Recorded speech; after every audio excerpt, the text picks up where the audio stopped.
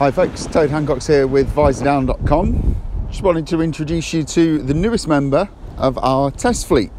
This is BMW's R1250 RT. So this is the 2019 version of the RT, which has been upgraded with the shift cam 1250cc engine that we've already ridden in the R1250R and also the R1250 GS. So I just wanted to introduce you to it. I've not done mega miles on it. I've done about 400 or 500 miles on it so far, but I've only had it about 3 days, so that's not bad going. This is the top of the range R1250 RT, which is completely fucking loaded with toys. It has got everything on it. So we've got electric screen, we have got heated seats, that's pillion and rider seats. I'll just demonstrate the heated. I mean, does it get any more midlife crisis than that?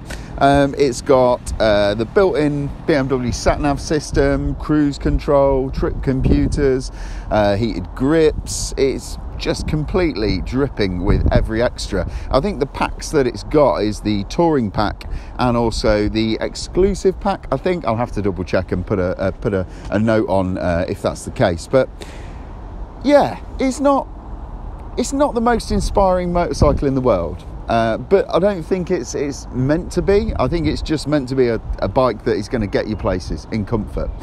The clutch is a little bit strange. I'm getting used to it now, but to start with, it's got one of these. I don't know if it's an electronic anti-stall system whereby if you normally you pull the clutch in on a bike with a fly-by-wire throttle, and the revs will rise slightly just to give you a little bit extra torque when you're just releasing the initial part of the clutch. And on this, the revs seem to sort of die down as you pull the clutch in. It did stall on me the other day. I was trying to do a U-turn in the road, which was a little bit embarrassing. But it's just, I don't know if it's because it's new. It's brand new, so it's not got a lot of miles on it. So it could just be bedding in.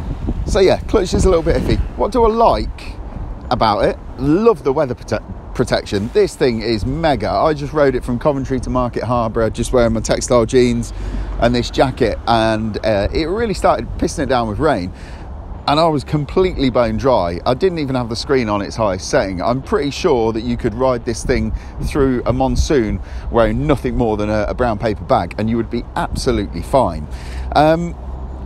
Luggage space is good, really good. I'm going to be getting a top box for it as well so that we can try that out and test that. But yeah, you can fit a full face in the side bags, in the side panniers, which is excellent. It will fit my rucksack in there with a full-size laptop and a lunch. So yeah, you can't want for much more space. It's got loads of little sort of cubby holes and stuff, which are all centrally locked as well, which it did catch me out the other day because I actually put the keys in the cubby hole and then centrally locked it like an idiot. But luckily enough, I managed to sort of get it open again. So yeah, I think I'm going to end by saying that I think that the R1250, especially the RT model, it's got this reputation or a bit more of an image about it that it just kind of says, I've given up. And I don't think that's really the kind of bike that it is. I think it's a really, really good bike, but it's kind of got this thing about it where the owner of an RT is the 55, 60-year-old who's just dropped the lump sum out of his pension, and his missus has said, oh, you can go out and buy any bike you like, and then he takes to all the dealerships and this is the only one that she'll let him get. It kind of a little bit like that, but I think it's a brilliant bike. It just doesn't do any one thing amazingly. It doesn't make you go, me, that was really good the way that it did that or that. It just does everything well. But once you've ridden it and you've been a long way on it, you think, yeah, actually, do you know what? I probably couldn't be any more comfortable or any more well serviced in terms of all the things that it's got for you to use on that journey than any other bike. I think that's maybe the one thing that it's really good at, is just being a really, really good tourer. Not a sports tourer, not an adventure bike, just a tourer.